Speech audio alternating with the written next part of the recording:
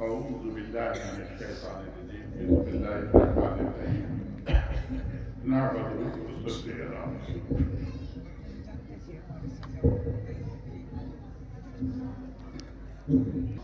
پیران طریقت علماء کرام برادران طریقت برادران اسلام، آج ہم ایک صوفی واصفہ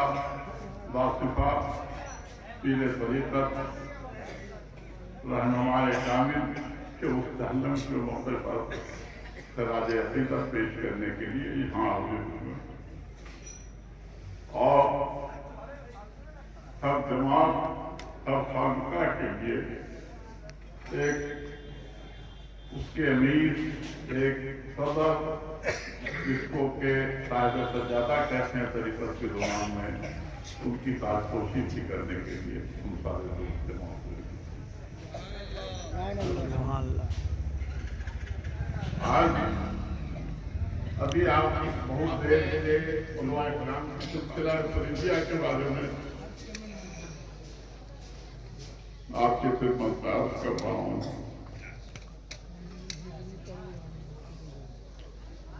یہ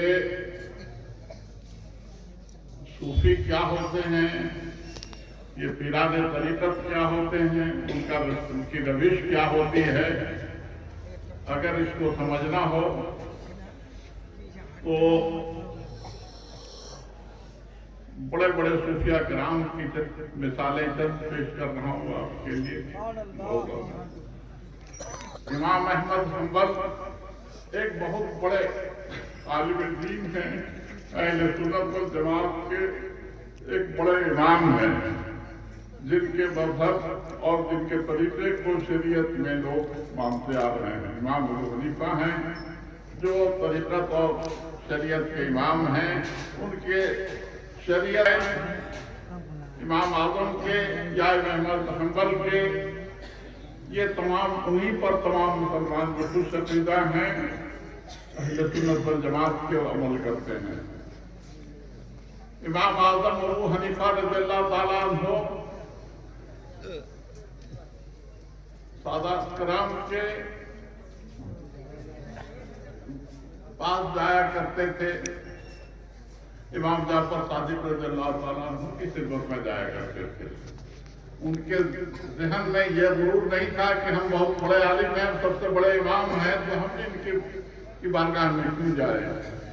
وہ روحانی فیض حاصل کرتے تھے، ان سے شریعت اور طریقت کے مسائل حل کرتے تھے،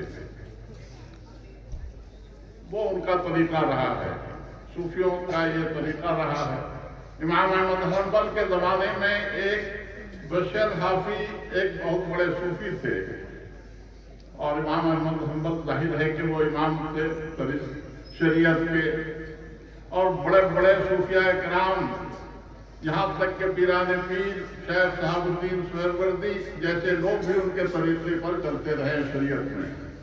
وہ حضرت بشر حافی کے بڑے معتقد تھے، بڑی قدر کرتے تھے، ان کو حیرت ہوتی تھی کہ آپ امام ہیں، ایک معمولی سی شخصیت کے آپ کیوں ارد گرد گھومتے ہیں۔ لوگ ان سے مسئلے پوچھا کرتے تھے معرفت کے، تو وہ کہا کرتے تھے کہ معرفت کا مسئلہ جب تک بشر حافظ حیات ہے، امام احمد حنبل کی مجال نہیں ہے کہ اس معاملے میں گفتگو کرے۔ انہوں نے کہا کہ میں اللہ تعالیٰ کو جانتا ہوں، لیکن وہ اللہ تعالیٰ کو پہچانتے ہیں، اس لیے ہمیں ضرورت ہے کہ ان کے رہتے ہوئے ہم معرفت کے معاملے میں گفتگو نہیں کر سکتے۔ حضرت مولانا روم بڑے عالم، بڑے ان کے تلامذہ، علم کی دنیا کے مشہور معروف آدمی، ایک فقیر درویش حضرت شمس تبریز سے ملاقات ہوتی ہے اور ان کے دیوانے بن جاتے ہیں۔ ان کے بہت سارے واقعات ہیں، وہ آپ سنتے رہے ہیں۔ وہ یہ علم حاصل ہونے کے بعد دماغ میں غرور تھوڑا پیدا ہوتا ہے آدمی کے، ہمارے اندر کوئی صلاحیت پیدا ہو گئی، لیکن بزرگان دین جو ہیں انہوں نے جو تعلیم ہمیشہ دیا ہے وہ ہمیشہ وہ عجز انکساری سے وہ پیش آتے ہیں. تو ہمارے بزرگان دین کا یہ شعبہ رہا ہے، طریقہ رہا ہے. ہم لوگ حضرت مجدد علی ثانی سے تعلق رکھتے ہیں. ہمارے ہندوستان میں سب سے اوپر جو ہے حضرت مجدد علی ثانی ہیں، ان سے اوپر سید شاہ کمال قادری کیسی ہیں جو قادریہ سلسلے کے گرو ہیں. حضرت مجدد علی ثانی پہلے چشتی تھے، قادری تھے، سہروردی ہوئے اور پھر نقشبندی ہوئے. سارے سلاسل کو انہوں نے جمع کیا اور سب کو بڑھتا اور سارے لوگوں کو تعلیم دیتے آئے تھے.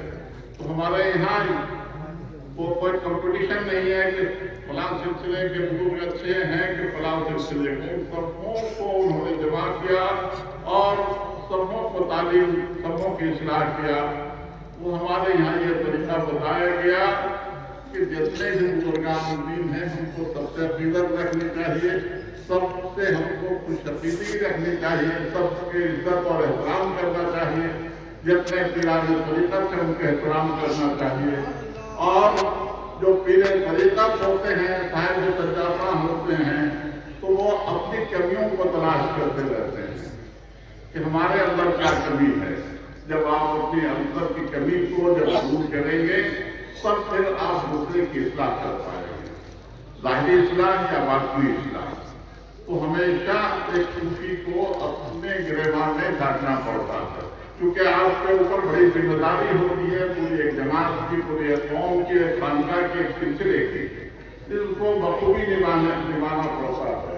اس کے لیے ہمارے دل میں کدورت اور نفرت نہیں ہونی چاہیے کسی سے، کسی خاص سلسلے سے، کسی خاص طبقے سے.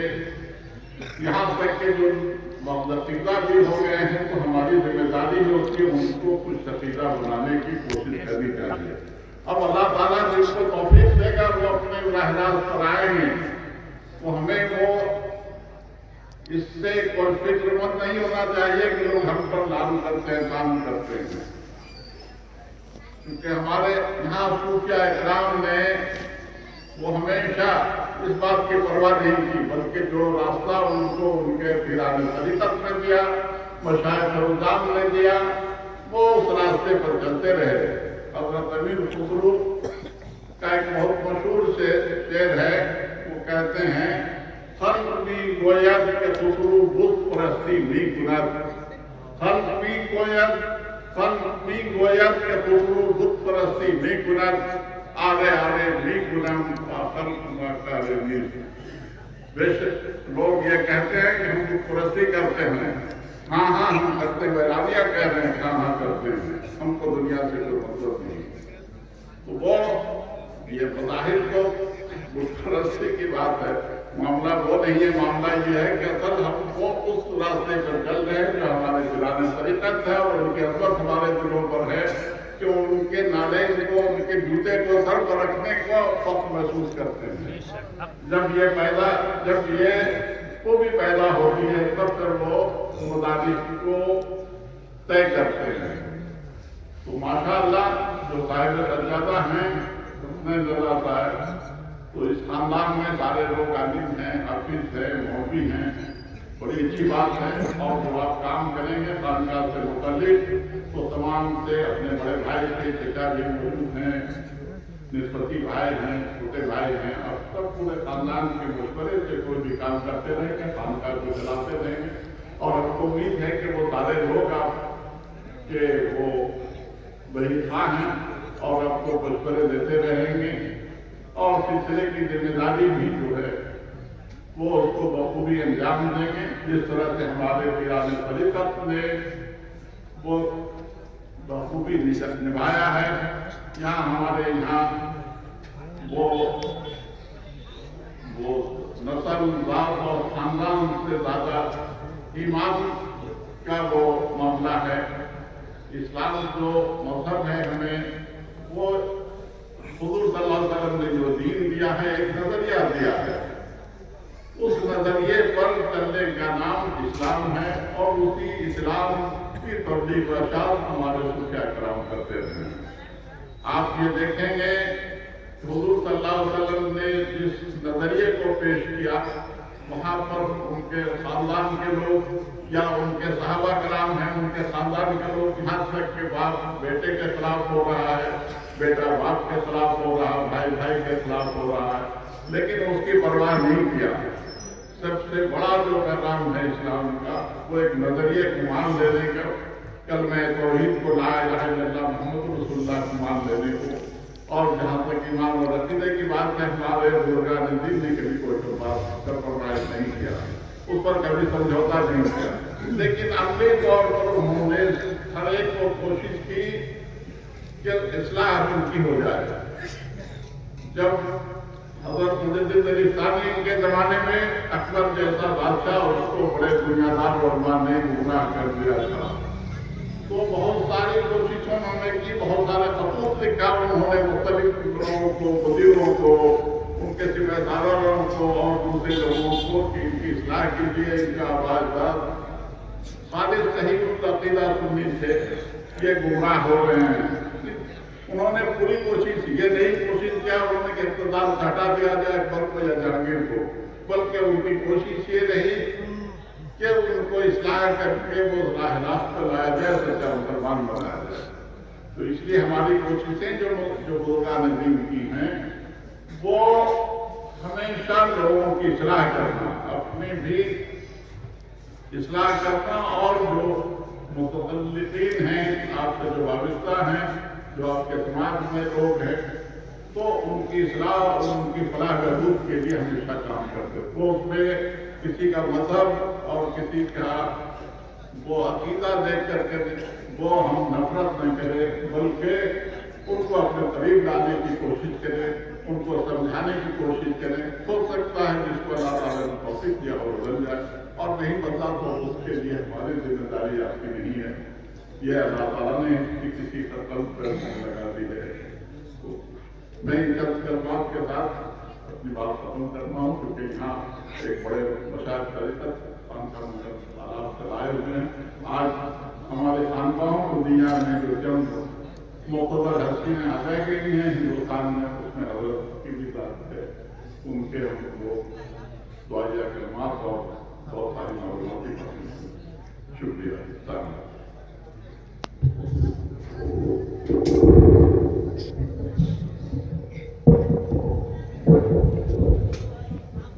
حضرات محترم، یہ تھے حضور کی طریقت حضرت شاہ عبدالمنان منتظر علی جو عارف سے تشریف لائے ہیں۔ اب آپ کے سامنے حضور